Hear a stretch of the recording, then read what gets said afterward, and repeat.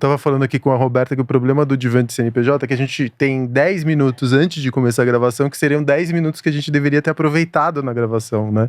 Então hoje eu tô com a Roberta, fundadora, né, cofundadora do Beer Coffee, que é uma startup que a gente vai falar daqui a pouco. Eu não vou falar sobre você, nem vou falar da startup, mas pelo que eu entendi, pela pesquisa prévia que eu fiz, ela é uma empresa de business to business, sim, que aproveita grande parte da ociosidade que existe dentro dos coworkings para revender isso para as empresas e criar planos onde os seus funcionários podem trabalhar de qualquer lugar, com liberdade de trabalhar em qualquer lugar.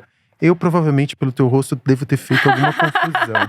Não, tá quase. Quase. Mas onde que eu errei, exatamente? Não, assim, para facilitar o entendimento, a gente fala que a gente é um marketplace de escritório. Você tá buscando seu escritório, o próximo você encontra com a gente no modelo de serviço, assim, que você paga pelo que você usa.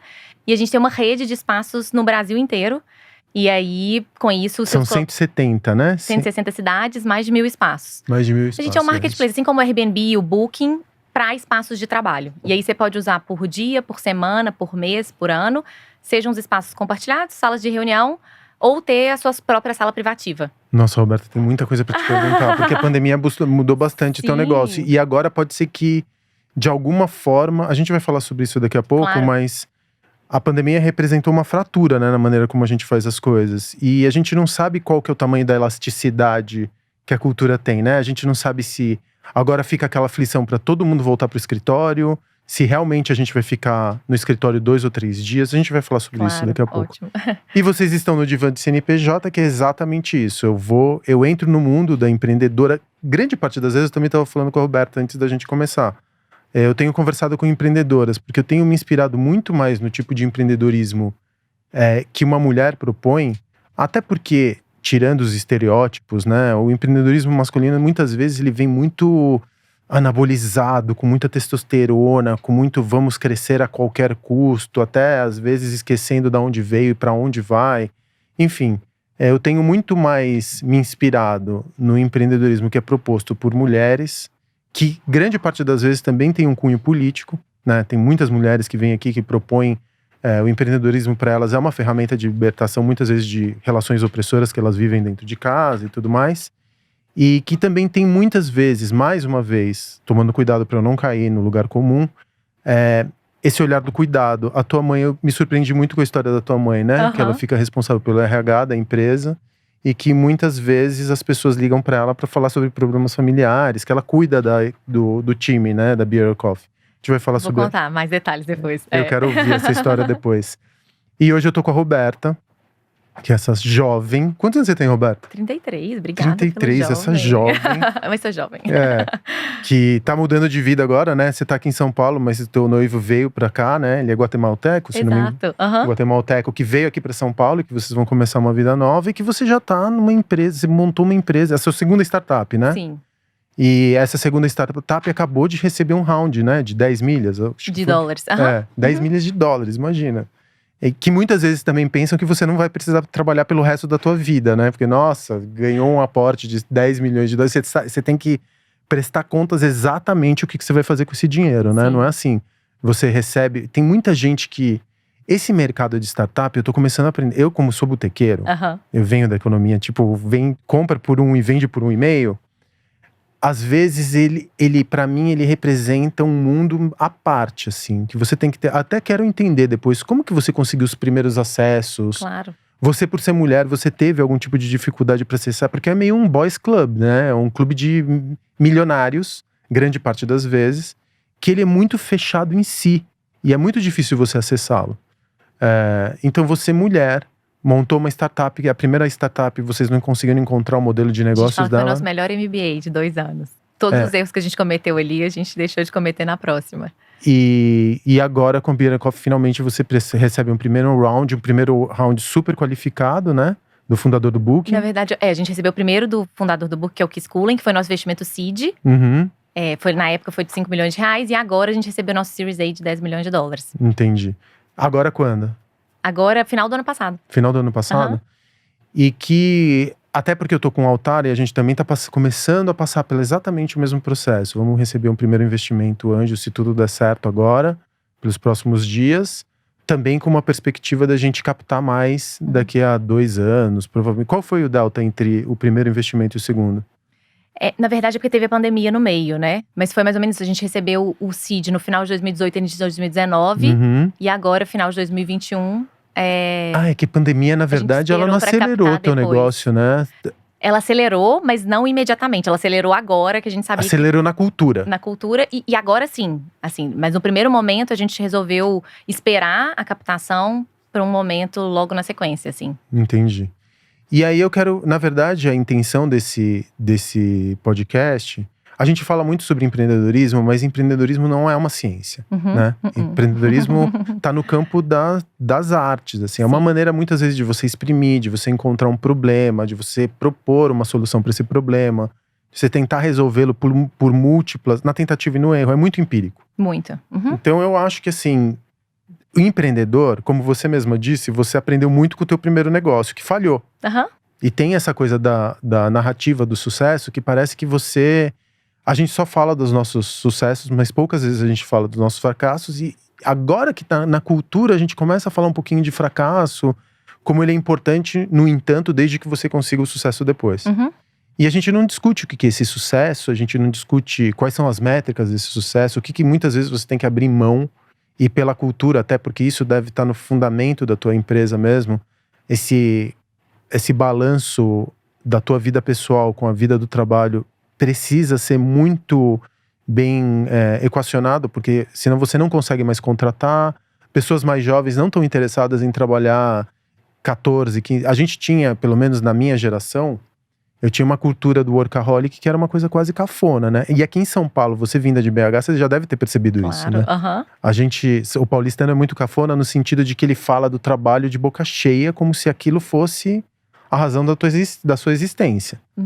E cada vez mais a gente começa a perceber elementos de cultura que falam que, olha, você trabalha tanto e não ver teus filhos crescerem, não ter uma vida pessoal, não ter um hobby, não poder estudar.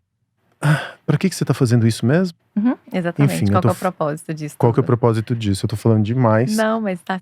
Nossa, dá muito pano pra manga aí pra gente conversar. E eu queria começar pelo seguinte, Roberta. Como eu fico brincando que isso aqui é diva de CNPJ, porque no final das contas eu não faço essa distinção, como você mesma já colocou em algumas das suas entrevistas, de pessoa física e pessoa jurídica. Quando você é empreendedor, você não pode se dar esse luxo, né? E eu quero entender quais foram as características, o que aconteceu na tua vida. Eu sei que você foi vendedora de trufa, você começou a empreender com 11 anos de idade, né? Brincando. A minha filha empreende com 9. Então. Mas é porque ela também de uma outra geração de empreendedorismo, ele já é quase que um imperativo. Eu não posso falar pra minha filha que ela vai ter um emprego. Quando a gente conversa sobre emprego, eu falo, papai, eu não sei se eu quero um emprego, ou se vai ter emprego quando eu tiver em idade pra fazer isso. E ela encontra no empreendedorismo uma chance de conversar com adultos e de construir pontes. Ela fala assim, eu sou respeitada, porque a grande reclamação que ela tem é que ela não é respeitada como criança. Que os adultos não respeitam ela, que os adultos tratam ela como se ela fosse, sei lá, incapacitada cognitivamente. Tinha que ser sua filha mesmo, né, pra ser assim. Mas é uma reclamação de todas as crianças, dos colegas dela e tudo mais. A gente não é incapaz cognitivamente, a gente consegue trocar ideia sobre vários assuntos. Depois, eu tenho que calar minha boca. Eu vou passar a palavra pra você. E com tecnologias, plataformas que ela tem à disposição dela hoje em dia, né, que antigamente eu na minha infância não tinha, fica muito mais fácil também pra ela poder empreender com, enfim, diversas maneiras. Um TikTok no Instagram, Roblox. Exato. Até às vezes sem usar a rede social, mas, por exemplo, ela é empreendedora de Roblox. Ela tem uma pousada no Roblox. Ai, que bacana. É demais. E… falando dessa relação, pessoa física, pessoa jurídica, eu quero entender da tua vida, onde que foi que começou a empreendedora em você? Você queria ter algum tipo de carreira? Quando você era pequena, você queria ter algum tipo de profissão? Que tipo de estímulo você recebeu na tua família para ser uma empreendedora? Qual que é a tua… Porque é uma empresa hoje, a Be Your Coffee é uma empresa que tem um cunho familiar, né? Você trabalha com teu irmão, você trabalha com a tua mãe. Eu quero entender como são essas dinâmicas de família. Os seus pais eram empreendedores, né? Sim. Ótima pergunta, porque isso diz muito sobre os valores, os meus valores, né? Os valores da empresa também, que acabam sendo um reflexo ali da fundação da empresa. Primeiro, Facundo, obrigada. É um prazer enorme estar aqui falando com Depois você. de 10 minutos, o cara não cala a boca. Macho palestrinha, desculpa. Obrigada pelo convite. Que delícia estar num divã aqui. Já tô relaxada para poder desabafar. E a gente fazer uma terapia. Ontem eu tava com a minha família reunida. Isso diz muito sobre quem nós somos. Coincidentemente, meu pai, minha mãe… Nós somos uma casa de 4 filhos. Eu sou mais velha de 4.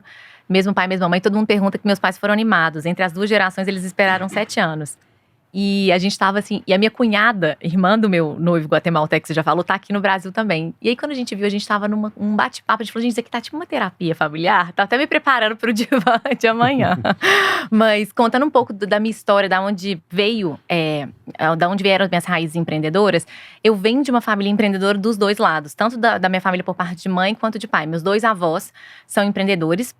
Do varejo, os 2, um do mercado de material de construção, engenharia, e o outro de supermercadista. E eu sempre tive muito exemplo de trabalho na minha casa, assim. E eu gosto de trabalhar, a verdade é essa. Mas eu tenho uma concepção diferente, assim, que é exatamente essa revolução que a gente tá trazendo. Tem muito a ver com o que a gente faz hoje. Que antigamente as pessoas encaixavam a vida delas no trabalho. E hoje em dia é o contrário. Você encaixa o seu trabalho na sua vida, no que você quer pra você, né? Para suas prioridades.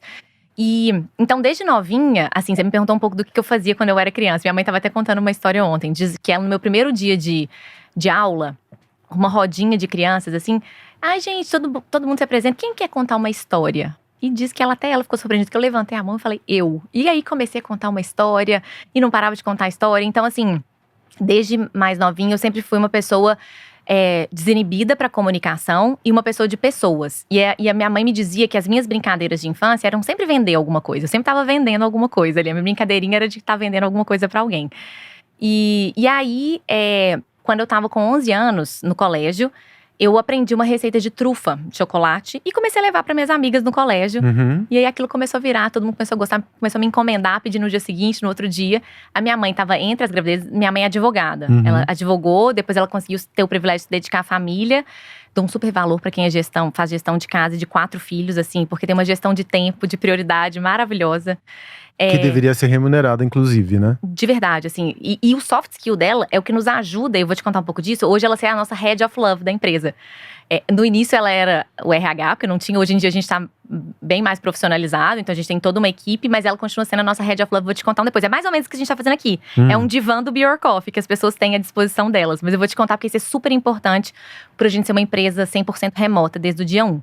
Mas aí, voltando na minha história, 11 anos, trufa, ela começou a me ajudar. Porque ela tava nesse momento entre gravidez, que ela conseguia… A gente começou a fazer uma fabriquinha em casa. Sabe, Páscoa? Tipo, ovo de Páscoa, torta. Começamos a vender pra restaurante. Sei, e aí, chamava Bebela Bombons. E na época a gente se registrou Mãos de Minas, que são pra produtos caseiros mineiros. E aí, meu empreendimento acabou porque minha mãe ficou grávida de novo. Teve que mudar o foco, eu tinha que estudar. Mas foi uma super experiência ali, já de contato com as pessoas, de vender. E eu tive a oportunidade, meu pai sempre investiu muito nos nossos estudos. Meu avô sempre falava assim, minha filha, podem te tirar tudo, mas conhecimento ninguém te tira. Então, e aí eu tive a oportunidade de fazer uma experiência de intercâmbio no Canadá, de high school, morei lá 1 ano. E morava com quantos anos? Em casa de família, com 16. 16.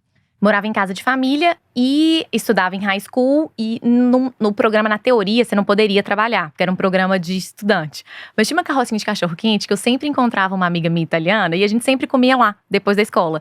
Papo vai, papo vem com o dono da carrocinha. Ele, gente, vocês não querem trabalhar aqui não? Ganhar $7 a hora? Mal sabia a gente que a gente estava sendo explorada, porque deveria ser 11. Mas estava maravilhoso. E aí eu falei, gente, que ótimo que eu vou treinar mais o meu inglês. E aí ele queria, de qualquer maneira, quando meus pais foram me buscar no meu intercâmbio, que eu fizesse faculdade de comunicação. Ele falou, ela tem que ser uma apresentadora de televisão, porque ela se comunica. Porque eu gostava muito desse contato com os clientes, mas porque eu treinava meu inglês. E aí, lá eu fiquei, comprei meu primeiro laptop, juntei o dinheiro ali da carrocinha de cachorro-quente pra comprar meu primeiro laptop. E daí voltei pro Brasil, já dando aula de inglês pra criança. E aí fui no Natal trabalhar em loja de roupa. Então sempre tive ativa com contato com pessoas. E o comércio, assim, me chamava muita atenção, porque era muito dinâmico. Eu gosto de pessoas, assim. Então, o fato de atender diferentes perfis, entender como que as pessoas pensam, pra mim era fascinante. Acabei fazendo faculdade de comunicação integrada. E sempre com esse exemplo de empreendedorismo na minha casa. Nesse momento, eu e meu irmão, a gente abria e fechava um negócio por dia. Porque o que mais tinha na minha casa era ideias e conversas de coisas que a gente queria fazer. Meu irmão começou a faculdade de engenharia civil. Então, eu fui pro lado mais de humanas, ele mais para de exatas. E aí eu fiz direito junto, mas acabei largando direito, que era só uma curiosidade civil e não queria dar continuidade à carreira. E aí me formei, que era publicidade e propaganda, jornalismo e RP juntos. E aí nesse meio tempo fiz estágio em agência de publicidade, marketing de empresas. Uma das minhas possibilidades era seguir os negócios da família. Mas meu pai sempre incentivou muito a gente a aprender. Quais são os negócios do seu pai? É uma rede de lojas de material de construção e acabamento em Minas Gerais e questões ligadas à construção civil do grupo. E aí, eu cheguei até a estagiar lá, mas meu pai sempre incentivou muito a gente aprender com outras pessoas e começar de baixo pra cima. E aí, mal sabia ele que eu fui pro outro caminho e acabei indo empreender, mas ele tá super feliz. Ele queria, e ele foi o que você falou, tá? Ele é desse mercado tradicional de falar do físico, de pegar, e a gente começou a explicar pra ele o que era tecnologia, startup. Hoje em dia, ele é um super fã, tá inovando dentro da empresa dele também, nesse sentido, usando tecnologia. E aí, nessa época, eu tava quase me formando. Depois eu fiz pós-injeção de negócios na Dom Cabral, mas antes disso, eu tava quase me formando e ia fazer… por mais que eu quisesse empreender, não tinha experiência, eu tinha que aprender. E na minha visão, naquele momento, eu falei, vou trabalhar no mercado corporativo, vou aprender numa multinacional, até que eu entenda qual dor que eu quero resolver, como é que tá, né? Eu tenho que desenvolver muito, tenho que aprender muito. E nesse momento, eu tenho um amigo, ele chama Simon Olson. E aí eu sempre dei muita importância para as pessoas que a gente conhece ao longo do caminho. Isso era um pouco empírico meu, mas depois eu comecei a entender isso de uma forma mais intencional. O quão é importante você cultivar as conexões que você faz no dia a dia, mas de uma forma autêntica. Mas isso não só te torna, para mim, que é o que me dá energia. O autoconhecimento é muito importante nesse sentido, de você entender o que te dá e te traz energia, né? E em que você também consegue se potencializar mais. E eu adoro troca com pessoas. Eu acho que sempre eu posso aprender algo com alguém que eu tô escutando. Independente de onde essa pessoa venha, independente do background. Eu amo conversar. Se eu entro num carro com um motorista de um aplicativo de carro de transporte, com qualquer pessoa, eu adoro conversar. E aí, nesse momento… E aí eu entendi… E aí, não só eu acho que as pessoas são mais felizes, que cultivam isso no dia a dia delas, mas mais bem-sucedidas. Porque essa rede de relacionamento é uma pessoa que você conheceu agora. E eu tenho N histórias pra te contar. Essa é uma delas. Eu acredito muito na questão da serendipidade, você atrair, sabe? Você dá o primeiro passo e acaba atraindo as coisas do flow. Eu tenho um lado de espiritualidade que eu acredito de verdade. Não precisa ser espiritualizado. Eu não sou espiritualizado, mas eu acredito nos encontros. Sim.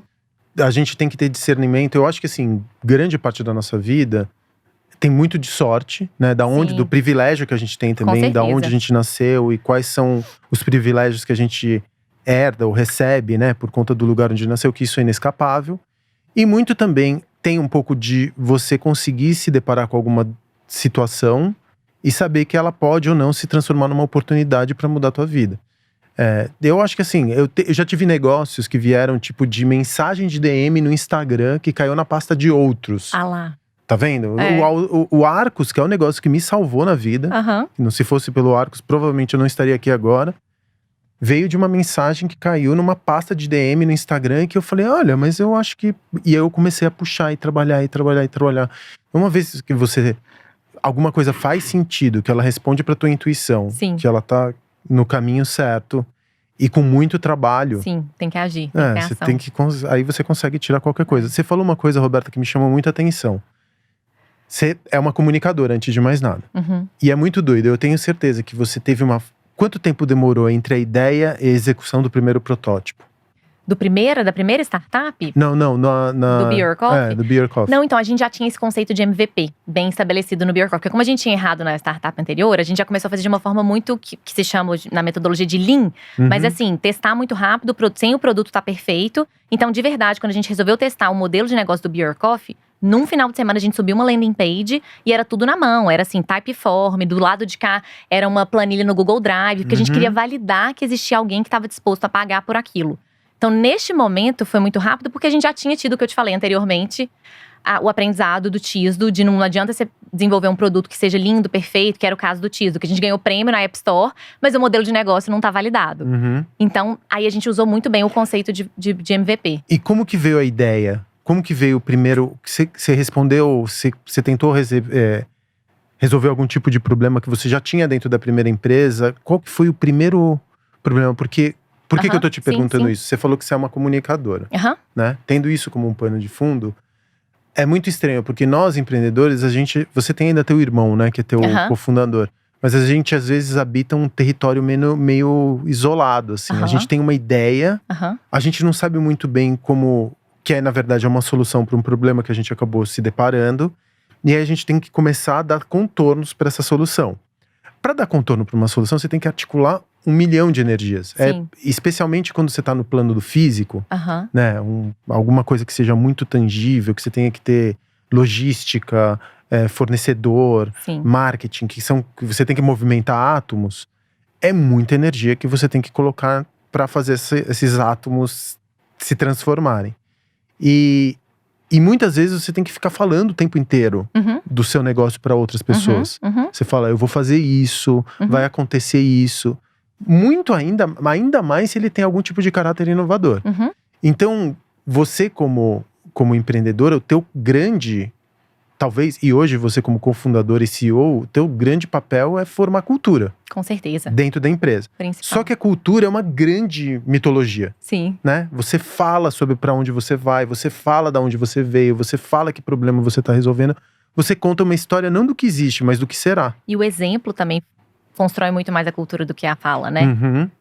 A maneira como você vive aquilo que você fala, né? E aí, você se definindo como uma comunicadora, eu acho que é uma grande lição para os empreendedores. Às vezes a gente se prende muito no lado técnico, mas um empreendedor, na verdade, quando ele está no começo do seu negócio, ele tem que encontrar uma maneira de empacotar aquela complexidade toda que muitas vezes envolve. Porque você não vai falar sobre todo o back-office, tudo aquilo que está por trás da tua solução. Você tem que conseguir sintetizar isso de uma maneira que as pessoas entendam muito rapidamente. Especialmente quando a atenção é o que se disputa hoje em dia, é a atenção do outro, né? E você fala muito isso também, né, Facundo? Que todo empreendimento que você criou, você tinha que ter uma história. Você tinha que contar uma história que conectasse com você.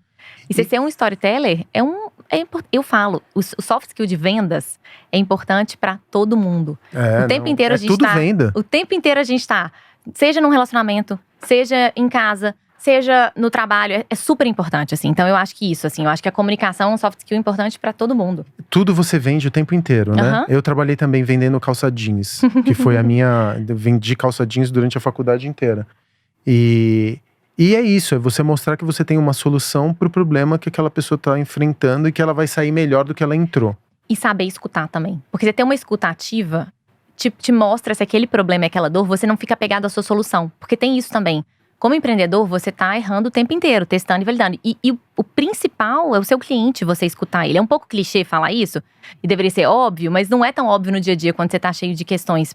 E aí você ter uma escuta ativa, e que o óbvio às vezes não é o óbvio para todo mundo ao mesmo tempo, que o óbvio precisa ser dito. Você tem uma escuta ativa ali de entender também a dor e não se apegar à solução, mas se apegar ao problema, porque muitas das vezes quando você se apega à solução, você fica cego achando que você tem a melhor solução, apaixonado pelo seu produto, e você não tem a coragem, a ousadia de trocar ou de desapegar naquilo no momento certo. Porque muitas das vezes o fato de você não pivotar, que é o que falam no mundo de startup, na hora correta. O que é pivotar, para quem tá nos ouvindo e não tá… O pivô é o pivô do jogo mesmo, ali, que muda uma jogada quando precisa. É exatamente mudar algo, seja mudar um modelo de negócio, seja mudar a empresa, no momento que você vê que aquilo que você tá fazendo anteriormente pelos números não tá chegando a lugar nenhum, não tá tendo sucesso. Então você muda, você pivota o seu negócio, aí você pode mudar completamente, até de empresa ou de modelo de negócio. Então o termo é usado para isso. E a gente fez isso 3 vezes na nossa história. Depois eu posso te contar cada uma delas. Porque a gente tava falando de pessoas, Facundo, desculpa te interromper. Imagina. Mas pra criar o gancho que eu ia te contar, que você perguntou como que você entrou no mundo de empreendedorismo. E aí o Simon, que eu tava te contando, que eu comecei a falar da importância das conexões, das pessoas… Ele é uma pessoa que trabalhava numa empresa de investimento, na época, numa venture capital, que fez a venda da Quam pro Google. Que lá atrás, você falou do São Pedro Vale antes da gente começar. A comunidade startup de Belo Horizonte surgiu muito por conta disso. De muitos anos atrás, o Google ter comprado uma empresa que surgiu na UFMG, que é a faculdade lá, que forma bons programadores. Até hoje, o escritório de engenharia do Google é em Belo Horizonte, não é em São Paulo. E daí começou toda uma geração depois também de empreendedores em Belo Horizonte, até que surgiu o São Pedro Valley. E aí, nessa época, eu tava querendo ir pra multinacional fazer trainee. Porque eu falei, vou aprender, já tava me aplicando pra vários trainees. E ele é um americano que é amigo da minha prima. Então, a gente se chama de primo. E ele passava Natal com a gente. E aí, nesse bate-papo de conversar e pedir conselho, falar, olha, eu tô querendo fazer isso, o que você acha que eu faço? Ele, Roberto, vai trabalhar numa startup. Isso há 12 anos atrás. Falei, o que é startup? Ninguém me ensinou isso na faculdade, eu não tenho ideia do que seja uma startup. Ele me explicou e falou, olha, tem a Sambatec aqui em Belo Horizonte, que tá contratando, manda o seu currículo. E lá entrei como estagiária comercial. E fiquei 3 anos, foi uma grande escola. E aí depois surgiu o Tisdo, e aí o Be Your Coffee. Só pra fechar a linha, e aí a gente entra mais em detalhes, mas foi assim que… O que o Tisdo fazia antes de você começar o Be Your Coffee? Tisdo significa Things You Should Do. Era um aplicativo, todo mundo tem uma lista de coisas que quer fazer, né? Eu quero empreender, quero ser mãe, quero aprender a falar inglês, quero perder 5 quilos. E a gente descobriu que as pessoas deixam de fazer o que elas querem, usam desculpas. Não tem tempo, não tem dinheiro, mas quando você tá motivado, você arranja tempo e prioriza o que é importante. Então, a tecnologia, o aplicativo, ele era para te ajudar nisso, porém com um fator social. Porque quando você tem alguém que tá ali junto com você e que você compartilha esse seu objetivo com alguém, a chance de você realizar é muito maior. Ou seja, ele é um aplicativo totalmente social, com características de redes sociais, B2C, num momento em que o Instagram tava ali, com a timeline no Instagram bombando, e a gente numa startup brasileira, B2C, com esse desafio de ganhar dinheiro com publicidade, porque a gente chegou a ter 200 mil usuários. Então a gente chegou a fazer várias parcerias, a gente aprendeu muito. Mas assim, te resumindo o porquê que não deu certo.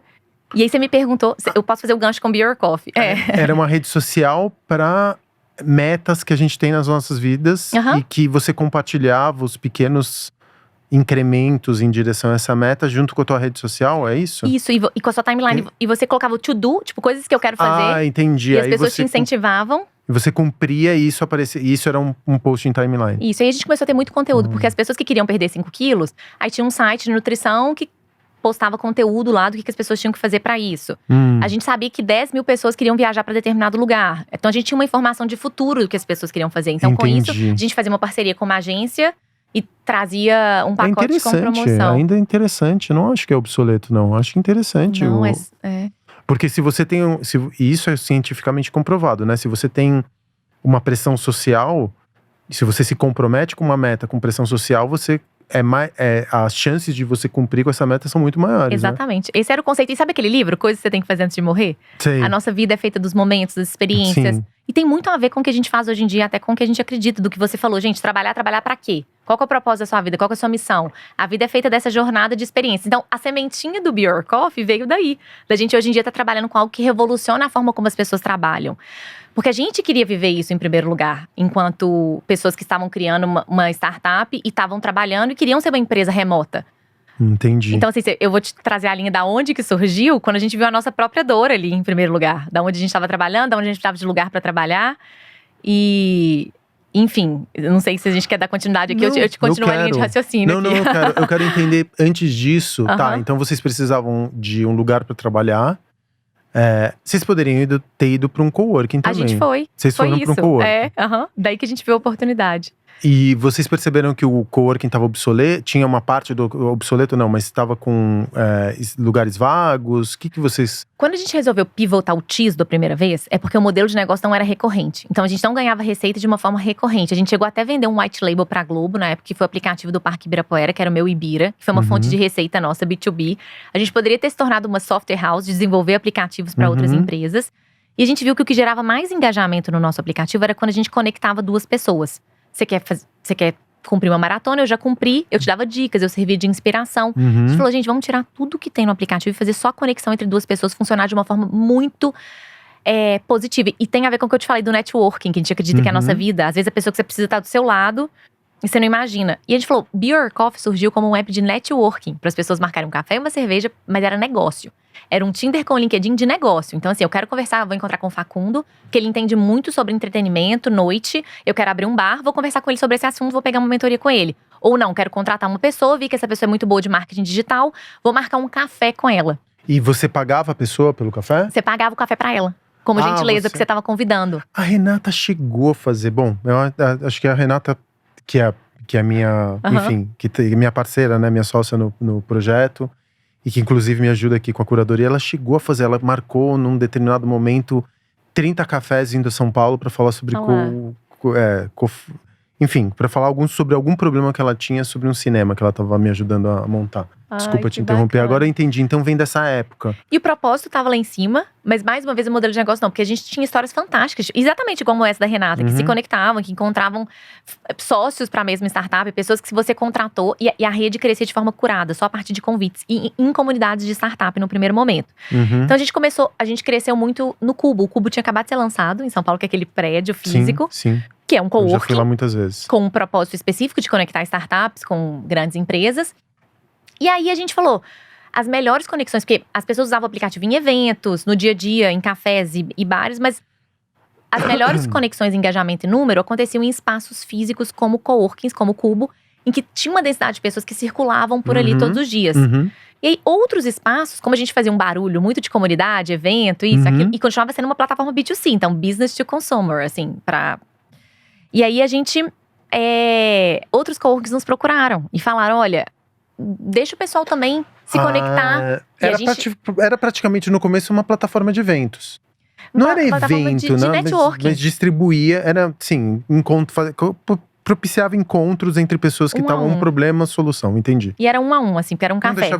Porque, desculpa te interromper, porque só pra entender, o coworking, quando ele chega no Brasil, a narrativa que tá por trás do coworking é espaço mais rede social. Mais comunidade, exatamente. Mais comunidade, né? É. Você tá ali num espaço, em vez de você trabalhar num café, você tá trabalhando ao lado de pessoas que podem te ajudar no teu projeto. Sim. E com menos custo de escritório, com uma certa modernidade, você vende uma aura de startup sem necessariamente você ser uma startup. Você tá começando e você vai encontrar as condições necessárias no ambiente social para eventualmente a tua startup começar de uma maneira mais… O Cubo era isso, né? Começar com…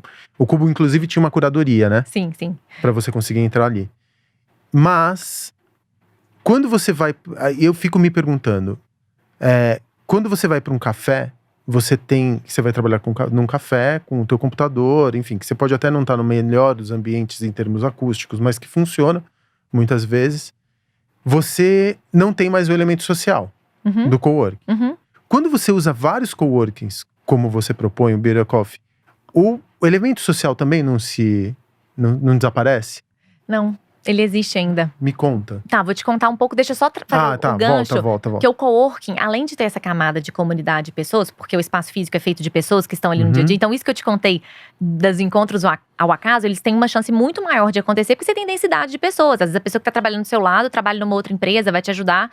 Mas ele também tem um propósito primordial, que foi quando surgiu ali, lá pensando em um momento de crise, que ele surgiu em 2008 nos Estados Unidos, de economia do compartilhamento, que é um pouco da disrupção que está acontecendo no mercado de real estate comercial, maior ainda nesse momento pós-pandemia. Que é o seguinte, por que eu vou ser dono e proprietário de algo também que não é o meu core business, se eu posso consumir como serviço? Se eu tenho a dor, eu tô começando a minha empresa, eu já tô também expandindo, eu já tenho a minha empresa, não importa de qual tamanho. Eu ter que olhar para escritório, investir milhões de reais em obra, procurar, alugar móveis, água, café, internet, limpeza. Se não é o core business da minha empresa, e assim como a gente viu acontecendo uma disrupção no mercado de mobilidade, eu não quero ser proprietário do meu carro e eu vou chamar um motorista particular sob demanda, é a mesma revolução que está acontecendo no ambiente de escritórios comerciais.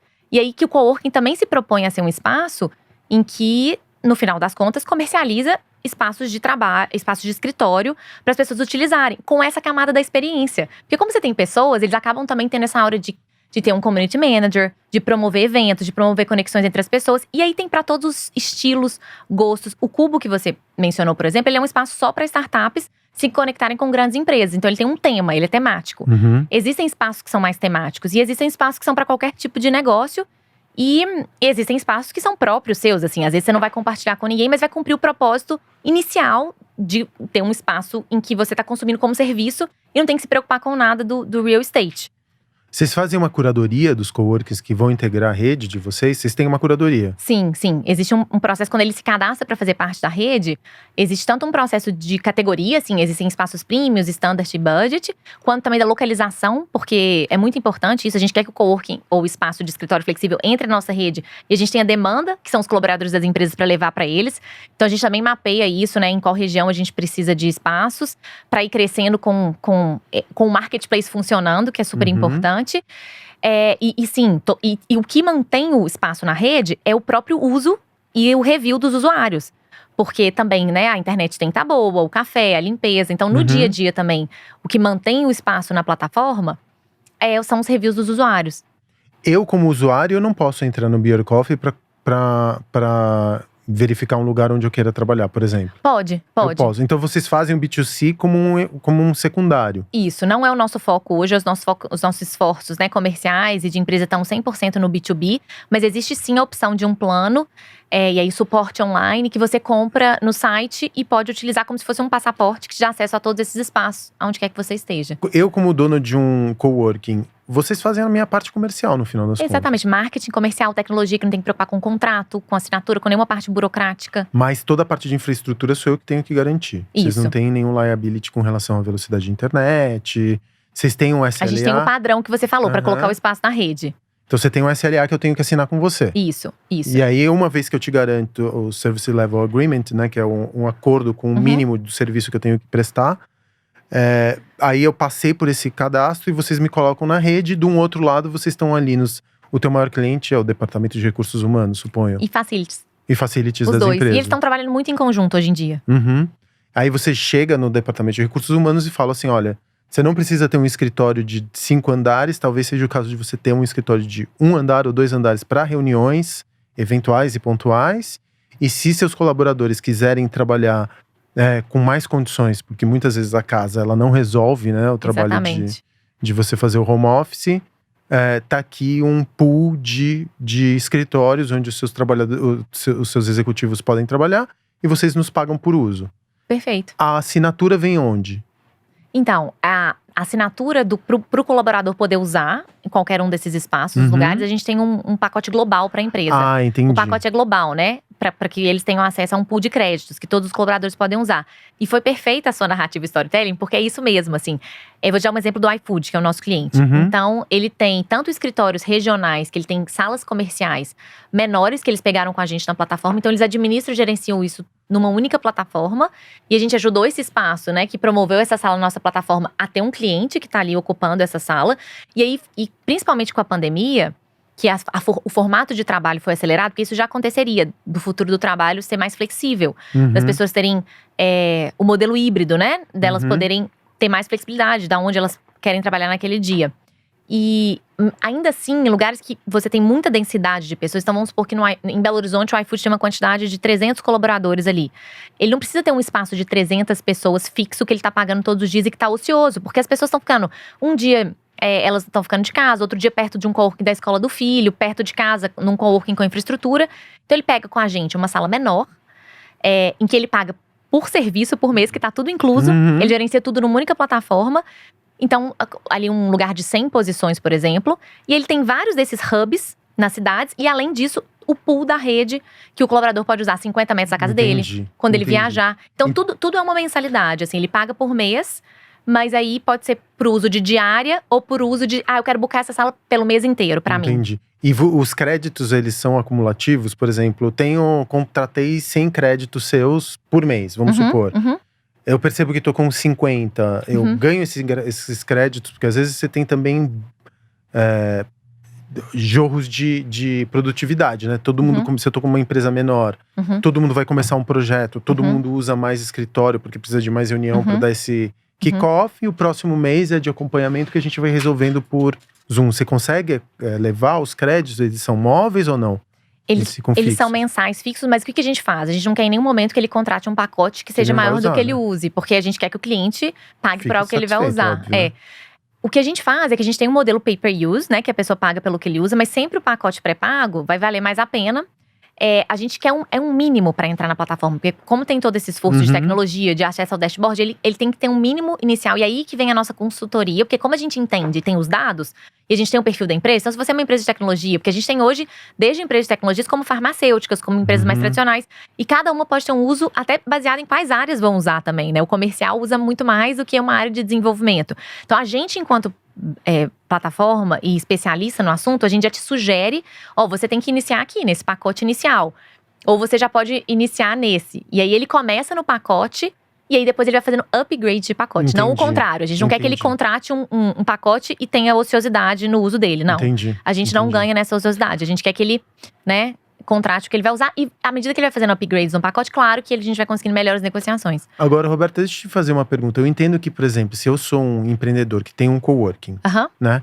Pra mim faz muito sentido eu te procurar, porque no final das contas, como a gente conversou, você vai me cuidar do meu comercial e do meu marketing, Aham. né? E muitas vezes, se eu não sou muito nichado, e você tem hoje coworkings que são pra comunidade artística, porque eles fazem uma curadoria da comunidade que vai Sim. ocupar aquele espaço. Uhum. Agora, se eu sou muito grande, um WeWork da vida, né? Que eu tenho muitos espaços. O que impede, eu sei que isso não vai ser um impedimento, mas eles não podem em algum momento ser o teu concorrente dentro de um portfólio grande de espaços físicos? Aham. É só você colocar uma camada de Uhum. software aqui e ter um esforço comercial para ir falar diretamente com os departamentos de recursos humanos e, enfim, Uhum. de infraestrutura das empresas. Uhum. Os grandes detentores de espaço físico, de escritórios, as grandes corporações que têm prédios e mais prédios, porque durante a pandemia você teve muita laje corporativa que foi devolvida e agora está se reaquecendo esse mercado. Sim, sim. Eles não são concorrentes potenciais teus? Os fundos que têm, por exemplo, fundos de investimento que têm só escritório, fundo imobiliário que só tem laje corporativa dentro do seu portfólio. Eles não podem ser eventualmente seus concorrentes? Curiosidade, assim, eu não sei nem se eu tô… Não, ótimo ponto. E é uma análise que a gente pode fazer de Smart Fit, de Impass, ou de uma cadeia de hotéis, tipo Hilton. Por que ele tá no Booking? Porque o Booking acaba gerando uma demanda para ele, sendo uma plataforma tão eficiente para levar cliente para ele, que vale a pena ele estar ali também. E ele sendo uma boa oferta, ele vai atrair uma boa demanda para ele. Então é mais um canal para ele de comercialização, apesar dele ter toda essa infraestrutura. E por mais que uma WeWork, uma Regus tenham prédios, eles vão ter menos prédios no Brasil, por exemplo. Eles vão ter 30 e poucos prédios no Brasil, falando da WeWork especificamente, enquanto a gente tem uma capilaridade de 1.000 espaços em 160 cidades. Porque como a gente é uma empresa de tecnologia, a gente não é uma empresa de real estate, a gente é neutro nesse sentido, a gente consegue ter essa velocidade de crescimento, de pegar espaços que não necessariamente são interessantes para a WeWork estar hoje. E que tá do lado da casa do colaborador. E as empresas querem isso, elas não querem só uma solução. E aí a gente agrega muito pro coworking também, que não é uma rede. Porque quando ele entra na minha plataforma, ele se torna uma rede, o coworking porque os clientes ganham o uso da nossa rede junto. Esse é o nosso grande diferencial. Então, quando você fecha através da plataforma do Be Your Coffee, você não só tem seu espaço naquele coworking, mas você pode usar toda a rede. O que é ótimo pro meu coworking, que não é uma rede, que ele se torna uma rede. E pro que é uma rede… a gente é mais um canal de comercialização para ele, muito mais barato do que ele tem hoje em dia, porque da equipe comercial que ele tem, que gera resultado. Quando a gente consegue provar que a gente tá gerando resultado… Ele vira teu aliado, né? É igual quem tem demanda, sabe? Exatamente. E a gente vai crescer numa velocidade que é complementar a dele. Entendi. Então, por isso que existe uma complementaridade. Mas a sua pergunta é excelente, assim, que é o desafio de todo marketplace com esses grandes players que, a princípio, talvez quando você tá iniciando ali, eles não querem entrar, mas depois que eles veem que você tem demanda e gera resultado, que é o mais importante, eu penso muito dessa forma, sabe? Esse mercado vai crescer de qualquer jeito. Por que a gente não cresce juntos? Por que a gente não faz esse esforço de crescer juntos? Porque eles não vão conseguir ter a velocidade de estar em todos os lugares, porque tem a questão física ali de construir, que é o core deles. O core deles não é a tecnologia, é muito difícil você fazer as duas coisas. Como plataforma e como marketplace, a gente pode agregar muito mais pro outro, assim. Entendi. É o que a gente tem feito e visto nos números que a gente gera um ótimo resultado para eles, por exemplo, de venda de sala privativa, que é um dos melhores canais, né? Porque a gente acaba tendo o que você falou, essa concentração de falar com as empresas. E para entender agora, com pandemia, a gente voltou a falar muito de home office, né? De trabalhar de qualquer lugar, de trabalhar… Mas, ao mesmo tempo, você começa a perceber… A Apple determinou que todos os seus executivos voltem para os escritórios a partir de abril. Google já começou a fazer isso. Eu vivi muito… Eu tenho também uma relação híbrida. Às vezes eu presto consultoria para grandes empresas e estou no time de marketing de algumas empresas como consultor. Fiz, assim, em média, 6 reuniões por Zoom todos os dias.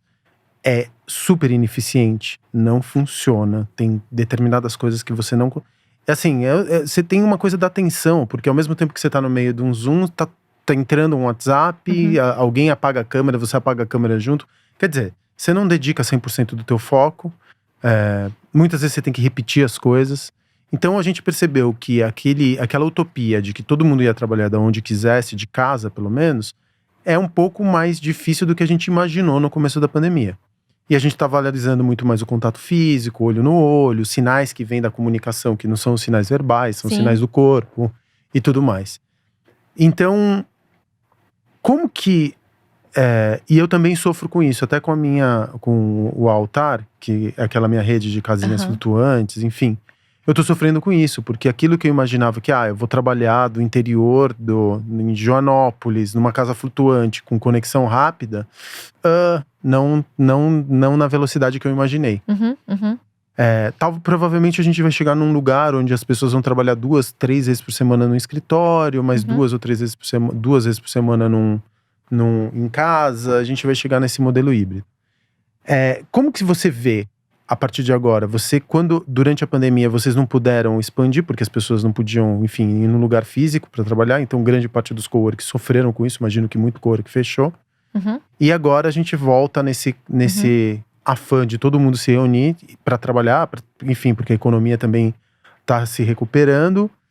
E como que você vê que vai acontecer? Você acha que o número de coworkings vai ampliar? Você acha que a gente vai ter um modelo híbrido? Dentro da tua empresa, todo mundo trabalha remoto o tempo inteiro? Vocês se encontram como equipe? A tua equipe, você tem quantas pessoas diretamente respondendo a você hoje? Respondendo a mim, hoje na empresa a gente tem 120 pessoas. Mas a você, teu time? Respondendo a mim, é porque agora eu consegui dividir com o crescimento da empresa, porque antes eu tinha as equipes, né, comerciais, de CS, de People and Culture comigo. Respondendo pra mim diretamente, eu devo ter umas 7 pessoas. 7. Que são os líderes ali. E você e os seus líderes se encontram quantas vezes por semana? Ou vocês não se encontram? Ótima pergunta. A gente tem sim um playbook, aí vou te responder todas essas perguntas de uma vez. Tá. A gente surgiu como uma empresa remota desde o dia 1, antes da pandemia. Então a gente vive o que a gente acredita. A gente fala isso, a gente usa o nosso próprio produto. Então o que a gente vende para as pessoas é o que a gente vive no dia a dia e vê os benefícios no nosso próprio dia a dia, de mais produtividade, mais qualidade de vida. Então a gente entendeu, e naquela época a gente bebeu de fonte de empresas como GitLab, Basecamp, porque a gente não tinha referências aqui de empresas que faziam isso de uma forma bem feita. Então a gente resolveu ser, desde o dia 1, uma empresa remote first. Porque a gente acreditava que era possível, cada um dos co-founders queriam estar numa cidade, e a gente entendeu que a gente podia escalar muito mais rápido, ter acesso a talentos e ser muito mais leve enquanto empresa, tendo os escritórios sob demanda, porque a gente usa o nosso próprio produto. E eu concordo em gênero, número e grau. Nada substitui o encontro físico, nada, nunca vai substituir. Somos seres sociáveis, a gente precisa do olho no olho. Da energia, que saudade de um quadro branco pra gente rabiscar. Sei. Faz toda a diferença. Quando você deu o exemplo da Apple e do Google, e aí eu acho que não é nem 8 nem 80, sabe? Por isso que a questão da flexibilidade é entender a jornada individual de cada um dentro das empresas. E as empresas que não adotarem um modelo flexível e não escutarem os colaboradores, eles vão acabar mudando o que já tá acontecendo, eles vão acabar mudando de trabalho, porque é o que você falou da geração também, de millennials, a geração nova, o que eles buscam, tá num lugar que tenha propósito, que tenha flexibilidade. E aí a gente já tá vendo isso acontecendo, assim, a quantidade de turnover, de mudanças de empresas, não só por uma questão de pandemia também, que traz muito isso da crise nas pessoas, mas porque as empresas, quando a Apple e o Google anunciaram, houve uma revolta interna das próprias pessoas falarem, peraí, poxa, e aí as empresas que não escutarem os indivíduos, elas vão aprender ou pela dor ou pelo amor. Quem escutar vai aprender pelo amor, quem não escutar vai acabar aprendendo pela dor, que vai acabar perdendo talentos, e é um grande fator hoje de retenção de talentos. E aí, o que eu acredito, o que tá no nosso playbook, o que a gente vê nos dados que funcionam. Então, e aí já respondendo a sua pergunta, tem que ser construído de uma forma muito intencional. Então, hoje a gente é uma empresa remote first, que usa os escritórios distribuídos no nosso dia a dia para trabalhar, para manter a cultura forte. Porque senão a gente não consegue manter a cultura forte sem esses encontros, porque as pessoas perdem os laços com a empresa. Imagina pessoas que foram contratadas e nunca tiveram durante a pandemia, e nunca tiveram nenhum encontro físico com ninguém da sua empresa. A chance dessa pessoa mudar de empresa é gigante, porque ela não criou nenhum laço, ela não criou empatia. Por mais que tenha a câmera e todos os rituais, a gente só trabalha de câmera ligada, por exemplo, a facilidade que ela tem de trocar de uma empresa, porque a gente se mantém numa empresa por causa das pessoas com as quais a gente trabalha. As relações que a gente constrói, a gente passa a maior parte do nosso tempo com as pessoas que estão ali. Quantas pessoas você conhece no seu ambiente de trabalho que… Eu vou te contar, eu sou um caso disso. Eu conheci meu noivo num coworking. Que ficaram super amigos, viraram padrinhos dos filhos. Casaram. Quantas pessoas se encontram em empresas? Porque é natural, você passa muito tempo ali. E aí, o que a gente tem hoje no nosso playbook? O que a gente ajuda as empresas a implementarem também? Quem tá na mesma cidade se encontra fisicamente juntos pelo menos uma vez por semana para trabalhar de espaços compartilhados. Seja usando sala de reunião, porque tem alguma weekly do time, seja para os espaços compartilhados ou nas salas privativas. E ele trabalha uma vez também sozinho, então 2 vezes por semana, perto de casa, porque ele também precisa de um momento de foco, ele quer mudar o ambiente para ser mais criativo, para não ficar só de casa, porque tem todas as questões de casa também, cada um tem sua peculiaridade em casa. Então, o ideal é que a pessoa, pelo menos 2 vezes por semana, esteja num ambiente fora a sua casa, para ser sustentável a médio e longo prazo, para não trazer efeitos como burnout, as pessoas trabalharem muito mais do que precisam, de cair a produtividade, porque acontece o contrário, né? Cai a produtividade. E aí a gente tem também os encontros de liderança. Você me perguntou de quanto em quanto tempo você encontra os seus líderes fisicamente, porque nem todos estão em São Paulo, onde eu moro. Então a gente tem agora, 1 vez por ano, que a gente transformou em 2, o encontro da empresa inteira junto fisicamente, que é o nosso retreat anual. E a cada 3 meses, que é o nosso quarter, porque a gente trabalha com a metodologia de OKR, que é por trimestre, os líderes se encontram e as áreas se encontram. Então, fisicamente, com certeza, se eu não tô na mesma cidade que o meu liderado, eu encontro a cada 3 meses, com certeza, assim, com encontros que são marcados. Mas a gente tem outros benefícios na nossa cultura, como o Be Your Coffee Wings, que a gente incentiva as pessoas a viajarem e encontrarem outros nômades, que a gente se denomina carinhosamente de nômades. E a gente paga parte da passagem. Então, a gente criou benefícios também, dentro do Be Your Coffee, para incentivar esses encontros físicos. Quando vocês se encontram a cada 3 meses, vocês se encontram com algum objetivo específico ou é só para trabalhar junto? Não. Pra trabalhar junto, isso já acontece semana a semana quem tá nas mesmas cidades. Seja porque tem um happy hour e aí vai ter um encontro promovido pela nossa área de People and Culture e promovido pelos próximos espaços. Quando a gente encontra a cada 3 meses, nesse caso específico, é pra gente fazer a finalização do quê e o planejamento do próximo. Então a gente tá fisicamente pra fazer esse planejamento. O retreat, não. O que a empresa inteira juntas encontra junto a cada semestre, não tem nada de planejamento e trabalho. É só pra conexão e pra viver experiências juntos. Então, assim, a gente faz trilha juntos. Pra viver coisas que no nosso dia a dia a gente não vive, sabe? Tá jantando junto, almoçando juntos. Claro que tem um coach ali com algumas dinâmicas pra trabalhar nossa visão, nossos valores. Mas isso é super interessante, porque isso é pensado de forma intencional também pra que funcione, assim. Entendi. Que não pode ser trabalho. Tem que ser coisas que a gente não faz no dia a dia. Que são que, no final das contas, né, acabam reforçando também a ética do trabalho e tudo mais. Sim. Para entender, assim, Roberta, quais são os perigos hoje que você encontra quando você fala sobre o futuro do teu negócio? Você fala assim, bom, quais são… se fosse um investidor que fosse colocar dinheiro em você me falaria… porque quando eu vou me encontrar… O investidor não, mas o empreendedor ou o fundador, ele sabe exatamente quais são as armadilhas que estão ali no futuro. Ou ele deveria saber. Sim. Se não for dar certo, não vai dar certo por essa razão A, B e C. O Be Your Coffee, se não fosse dar certo, já deu, né?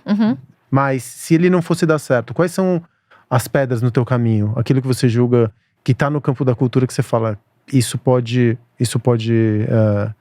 realmente machucar meu negócio. Quando a gente tá falando de uma empresa, acho que o mais importante são as pessoas que estão com você nessa jornada. Assim, a gente vê que grande parte das startups não vão pra frente por questões de sociedade, de pessoas que estão junto. Então, eu acho que esse alinhamento também de expectativas, comunicação, é muito importante. Porque no final das contas, assim, você gere pessoas e pessoas geram resultado. Então, eu diria que, em primeiro lugar, assim, você tá com as pessoas certas, é o que a gente falou, assim, pode ser que várias coisas no caminho deem errado, mas a gente vai achar uma solução para que dê certo, nem que a gente mude o nosso modelo, sabe? Então, assim, os investidores investem primeiro nas pessoas que estão por trás do negócio. E é verdade, assim, você vê quantas vezes, quando você vai olhar a história, que você falou que às vezes a gente olha só o sucesso, não olha as pedras no caminho, tinha tudo pra dar errado e a pessoa falou, peraí que eu vou achar uma solução pra isso, e mudou o caminho, mudou a rota, porque ela tava ali com pessoas que estavam alinhadas no mesmo propósito, alinhadas na mesma direção. Então, por isso que o que eu aprendi com dor, muitas das vezes, é que é muito importante as pessoas certas, que você vai dividir aquilo com você. Isso é muito importante, que tenham os mesmos valores, porque é igual um casamento. E aí, se você não tiver esse alinhamento de comunicação, de transparência, isso vai tornar as suas decisões muito lentas. E isso vai trazer muito mais problema do que solução. Não, eu tô pensando assim, considerando até a minha história, porque eu tenho… arranca-rabo com meus sócios e coisas de amor, assim, primeiro que tem muito ego envolvido, né? Muito. Isso é muito difícil, porque às vezes o ego se interpõe ao negócio. Quando o ego se interpõe ao projeto, fudeu. Sim. Esse que é um ponto. E, enfim, cada um quer uma coisa, e um que sempre se sente injustiçado porque tá trabalhando demais, enquanto principalmente quando o negócio tá no começo, sim, que não é o foco da energia de todo mundo, eu tenho múltiplos negócios, né? Então, às vezes, eu não consigo dar muita energia para um negócio. Tenho que colocar um pouquinho de energia em cada um deles. Tenho que distribuir as minhas os meus investimentos em várias cestas, porque algumas não vão funcionar. Então, realmente, essa é uma questão. Deixa eu te fazer… desculpa, e aí tem você tem outras que terminar. coisas também que são importantes, né? O tamanho do mercado, o timing também, que é uma coisa que a gente não tem esse problema, porque o timing da educação do mercado foi adiantado. A gente poderia estar antes do nosso tempo, né? E aí acabou que tem todo esse… né? A gente tá numa ótima oportunidade. Eu acho que agora é a nossa capacidade de execução mesmo, assim, É tá? só a capacidade de execução que você acha que tá na tua… que Sim. pode ser uma armadilha. E a velocidade. Velocidade, né? sim, Porque é uma agora questão, né? porque com a pandemia, essa oportunidade ficou mais óbvia. Então, obviamente, vão surgir outros players, que é ótimo, assim. A gente tava no mercado… tem outros mercados com muito mais concorrência. A gente tava no mercado que era… muito oceano azul, o que é ótimo, sabe? A gente… é claro que a gente tem que ser a nossa melhor versão a cada dia, não olhar pra concorrência. Se eu tô sendo melhor do que eu fui ontem, Sim. todos os dias, eu acredito muito nisso, sabe? Olhar pro retrovisor te atrasa. Você tem que fazer o seu, escutar o seu cliente e fazer melhor, né? Dentro do seu propósito. Mas assim, se eu fosse, né, você perguntar no geral, assim, quando você tá olhando pra um negócio, as coisas que são importantes serem vistas, acho que são essas. E se alguém que tá nos ouvindo hoje tem uma boa ideia, que é feita de software, que é intangível. Só que essa pessoa precisa crescer rápido, porque qualquer ideia é reproduzível, né? Vai depender muito de dinheiro e de vontade. E precisa de dinheiro pra começar. A gente tava falando antes de começar esse papo, antes de a gente começar a gravar, como muitas vezes esse ecossistema do investimento, ele é muito fechado. Parece um bilionário… um clube de bilionários, de quase uma fraternidade. Sim. É muito difícil, às vezes, você conseguir acessar. Eu recebo, por exemplo, muitas vezes por DM, assim, de Instagram. Eu tenho um projeto incrível, eu quero te mostrar. Eu falo, amigo, não me mostra projeto. Porque eu nunca vou levar em consideração um projeto para investir de alguém que me procurou num DM do Instagram sem um projeto que seja um planejamento, alguma coisa que seja mais palpável, né? Porque ideia, a gente sabe que não vale muita coisa se ela não tá executada. Sim. Que recomendação quais foram as dificuldades que você encontrou para conseguir essas primeiras apostas no seu negócio? E como que você julga que uma pessoa que tem uma ideia e que tá com essa ideia bem equacionada, que já tem um MVP desenhado, que isso é o mínimo, né? Sim, O mínimo, isso que eu ia falar, o mínimo é um bom MVP. Mas a partir do momento que você tem um bom MVP desenhado e que você já fez a tua lição de casa, como que você acessa essa comunidade? Que tipo de recomendação você daria? Eu tô com um bom projeto, já validei ele para um MVP, comecei a desenhar minha marca, tem um mínimo que é necessário. Onde que eu vou bater porta? Como que eu vou captar dinheiro? E como que você acha quais são os rituais dessa comunidade?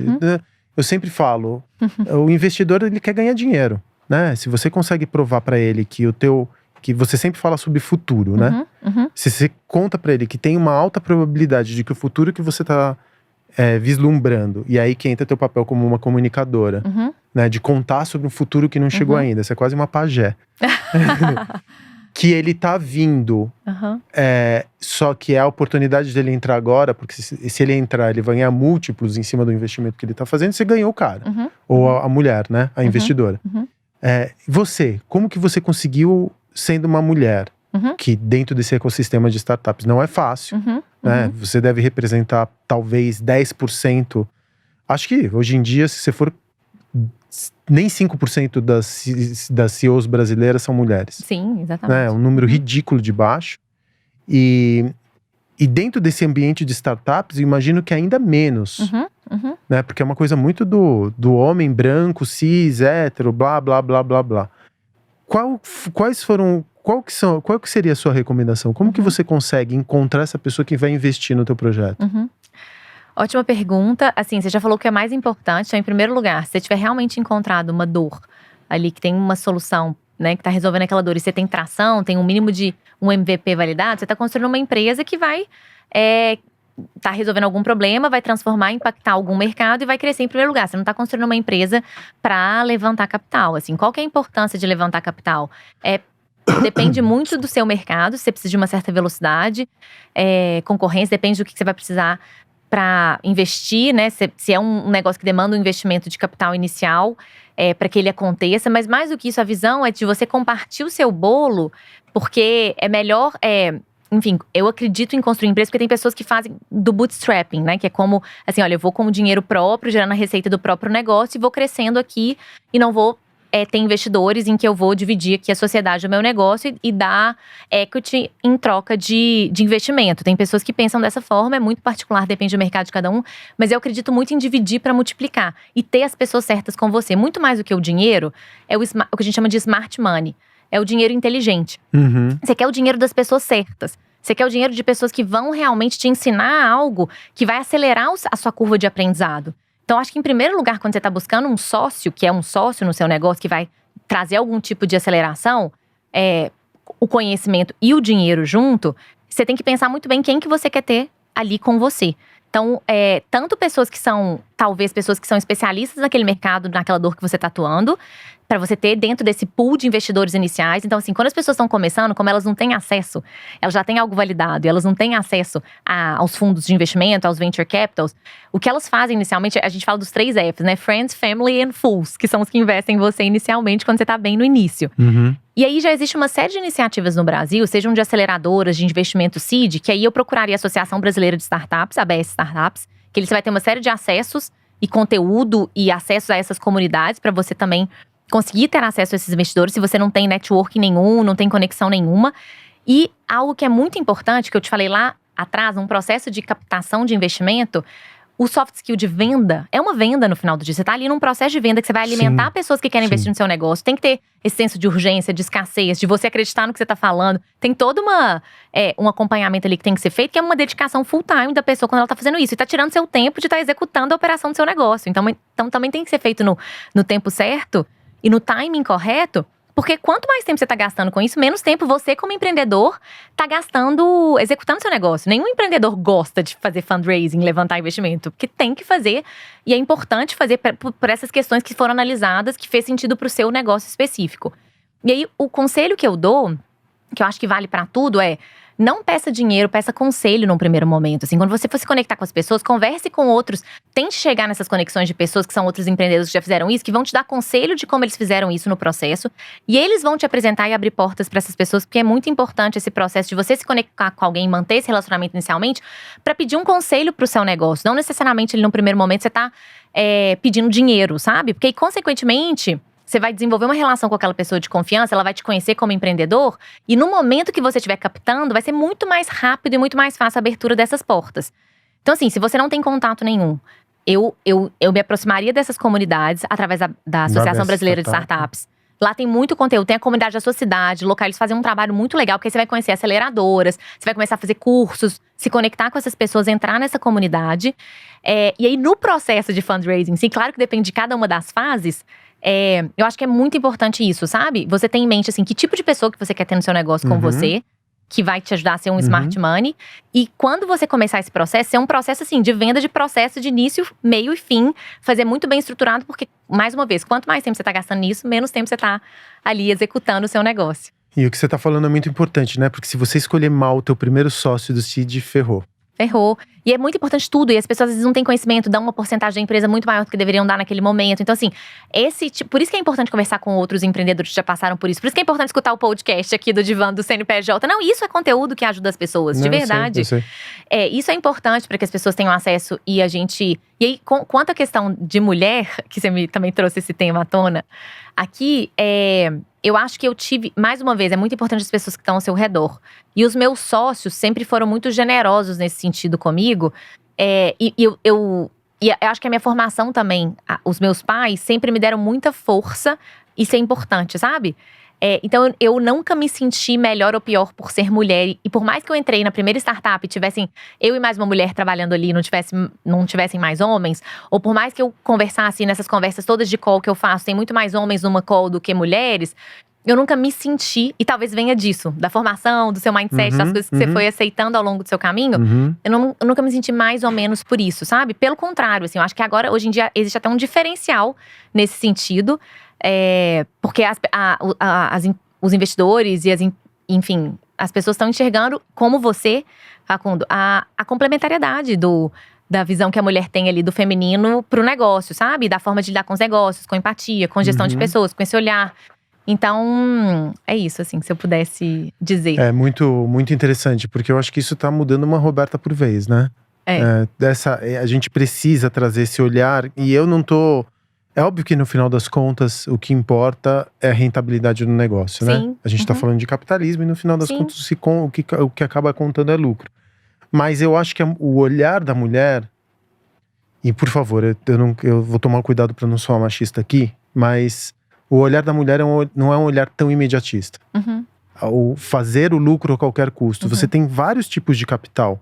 O capital social, o capital de legado, o capital político, o capital financeiro, né? Obviamente. E uma mulher, ela tem essa elasticidade de interpretar o capital de diversas maneiras. E muitas vezes ela não permite que o capital, por exemplo, de marca, seja destruído por uma má decisão imediatista, porque isso vai trazer lucro imediato e vai resolver esse quarter. Mas talvez não o quarter seguinte. Então eu acho que, até porque a mulher ao longo dos anos, ela teve que lidar com muitas equações simultaneamente, vida profissional, vida familiar. Infelizmente, né, por conta de patriarcado, ela teve que desempenhar várias vezes esse papel e ser muito empática. Eu acho que ela consegue trazer mais competitividade para a empresa. Pelo menos eu estou começando a perceber várias empresas. A Diageo, por exemplo, que é uma enorme multinacional no setor de alimentos e bebidas, acabou de trocar de CEO e agora quem está ocupando as posições de liderança em cada uma das marcas são mulheres. É incrível isso. Sim. E eu percebo isso, uma preocupação muito mais com o médio e longo prazo, respondendo também às pressões de mercado imediatistas, mas com esse olhar mais a médio e longo prazo que muitas vezes eu não via nas suas contrapartes masculinas. Acho que é isso que a gente precisa, até porque essa visão agressiva do mercado, da startup, do homem, do alfa, da testosterona, nos trouxe num limite histórico do capitalismo, né? A gente tá chegando a um limite onde desse jeito não dá para continuar por muito mais tempo. Talvez a gente aguente mais 20 anos desse jeito, mas se não existir uma mudança profunda como a gente conduz os nossos negócios, talvez não tenha negócio para as próximas 2 ou 3 gerações, né? Então a gente precisa levar um futuro desejável, trazer esse futuro desejável para o presente. E tem muito mais a ver. Olha como é que tá tudo interligado com o que a gente falou no início, com as mudanças que aconteceram durante a pandemia, com esse olhar mais humano da relação com o trabalho e vida pessoal. Porque tem tudo a ver com o que você tá falando. A gente tá falando de vida profissional e pessoal. E de que não existe mais essa divisão. Eu não acredito, assim, em divisão entre vida profissional e pessoal. A gente tá falando de uma pessoa que é um ser humano único. E talvez a mulher tenha esse olhar para as pessoas e tenha mais essa empatia. Porque ela vive questões também, dependendo da mulher, né? Se ela tá vivendo uma maternidade. Ou questões que ela tem essa empatia por olhar. Talvez o homem, por não viver, ele não tem a mesma empatia. Então, quando você tem uma mulher ali na liderança. Mas isso tá mudando, porque as pessoas também viram isso nessa relação agora. Da importância dela estar perto do filho dela enquanto ele tá crescendo, que a pandemia te forçou a ficar ali mais tempo, mas que você também, enquanto pai, tá olhando e falando, poxa, o meu tempo também, olha, isso não tem preço, eu tá passando mais tempo aqui com meu filho, né? Até que ponto também, deixa eu entender um pouco mais essa relação entre vida pessoal, profissional, trabalho, vida. Então eu acho que todo mundo deu uma repensada nesse sentido de prioridades. E isso tem tudo a ver com o caminho que as empresas agora, o olhar que elas estão tendo muito mais humano, centrado nas pessoas, que é o que você falou. Talvez ali já deveria ser óbvio para quem tem esse lado que a mulher traz como característica empírica, mas que eu também tô vendo que os CEOs de empresas, diretores vivendo, uma coisa é você saber, outra coisa é você viver. Quando você vive aquilo também vê o impacto na sua própria vida, é muito mais fácil você mudar seu mindset. Porque muitas vezes seu mindset estava ali de comando e controle ao invés de confiança, porque você não vivia as mesmas questões que a mulher vivia. E porque você também reproduz as ofensas que você recebeu, né? Você sempre foi… Eu não vi meu pai, por exemplo, quando eu era pequeno. Meu pai trabalhava, tinha 3 empregos, médico do trabalho, tinha 3 empregos, trabalhava de sábado e domingo. E eu cresci meio desconectado do meu pai. Sim. E da minha mãe também, né? Porque ela também trabalhava como secretária, vendedora ambulante. Então eu tenho poucas imagens da minha infância, elas são… Eu sempre me lembro de estar com meus irmãos e estar no apartamento com uma pessoa que estava ali cuidando da casa 2 ou 3 vezes por semana. Eu, como irmão mais velho, às vezes tinha que cuidar dos meus irmãos. E eu tenho certeza que hoje meu pai e minha mãe olham para trás e falam: pô, se eu tivesse tido a oportunidade de ficar mais tempo dentro de casa, talvez a minha conexão com meus pais hoje fosse muito mais forte do que ela é efetivamente. Sim. E a gente não quer isso pra gente. Não, a gente não quer mais isso pra gente. E a gente não quer isso. Eu, enquanto CEO mulher, não quero isso pra mim. Você sabe que eu, como empreendedor, foi uma das grandes vantagens de ser empreendedor. Eu tive vida corporativa até meus 30 anos. Sim. E aí depois, quando eu fui ser empreendedor, ter a oportunidade de fazer meu tempo e crescer, ver minha filha crescer e ser ativo na minha paternidade, porque eu tenho essa opção, né? Infelizmente é uma opção aqui no Brasil. Pra mim foi determinante pra eu não querer voltar pra corporação nunca mais. Exatamente. Isso. Que da hora. E aí, o que você me perguntou, vou fazer o link da Head of Love, tem tudo a ver com isso. Porque a gente acredita que se a gente não cuida das pessoas que estão com a gente em todos os âmbitos da vida dela, a gente não tá de fato trazendo essa revolução da forma como as pessoas trabalham. Então a gente vive ela em primeiro lugar e traz essas boas práticas primeiro pra nossa cultura, né? Pra gente viver o que a gente acredita. Então, por que existe uma Head of Love? Da onde surgiu isso? Surgiu de uma inspiração do Pedro, de ter alguém ali que escutasse as pessoas. Porque como a gente tá no dia a dia, não tá todos os dias juntos, você não consegue ver, assim, se a pessoa tá bem, tá mal. E às vezes numa call não transparece isso. E por mais que as lideranças tenham que se comunicar mais, você tem uma pessoa… Ela fala muito isso, a nossa Head of Love, que as pessoas precisam de um ouvido muitas das vezes. Elas precisam contar elas só as precisam coisas. ser ouvidas, né? E aí ela quer falar de filho, de marido. E são conversas confidenciais que ela não conta pra ninguém. E aí a pessoa pegou Covid, a pessoa tá doente, ela tá ali cuidando da pessoa. Então assim, poxa, uma empresa que cuida de mim, que tá preocupada com a minha vida pessoal, porque você é uma pessoa única. Se você tá bem na sua vida pessoal, você tá melhor ainda na sua vida profissional. Sim, total. E não existe mais essa diferença, essa distinção. Então assim, é isso. Roberta, foi um prazer enorme a gente conversar ia falar com um você. tempão A aqui. gente ficar 2 horas muito falando, assunto. até mais. Queria muito te agradecer pelas Facundo. lições. É muito Imagina. simpaticíssima. Eu tenho certeza que vai ser assim. A gente vai ouvir muito de você ainda no futuro próximo. Todos nós, tem uma equipe maravilhosa, são pessoas incríveis. Eu assim. imagino que sim, mas no final das contas, se não fosse você para articular também essa equipe, a gente sempre precisa de alguém para olhar. E tá tudo bem, aceita o elogio. Obrigada, E no Facundo. final das contas, eu queria te agradecer muito pelo seu tempo. Imagino que você esteja numa correria desgramada, mas obrigado pelo teu tempo de vir aqui Imagina, conversar é um com a prazer. gente e compartilhar essas histórias para outras pessoas que têm essa ansiedade de montar suas empresas, ou porque querem, ou porque precisam, e vão se inspirar em você e na tua história, como eu acabei de me inspirar. Obrigado Obrigada, por isso, Facundo. viu? Parabéns pelo seu trabalho, que ele chegue em muitos ouvidos que tenham que escutar isso, que ajude muitas pessoas aí com o seu propósito também. E quem estiver escutando, precisar de mais ajuda, contem com a gente, contem com a comunidade. As pessoas, eu sempre falo isso, as pessoas estão dispostas a ajudar umas às outras se a gente tá disposto a ir lá e Se a gente pedir. estiver aberto. Também, E se a gente for lá, e se a gente ajudar o próximo também. Exatamente. Tem que retribuir, né? Obrigada. Exatamente, obrigado. Bom, mais um episódio de Divan de CNPJ com a Roberta do Beer Coffee. Agradeço pela tua atenção, pela tua audiência, pelo teu ouvido, pela tua escuta, no final das Sim. contas. Pelo fato de você ter dedicado 1h10 da tua vida para nos ouvir aqui. E até o próximo episódio.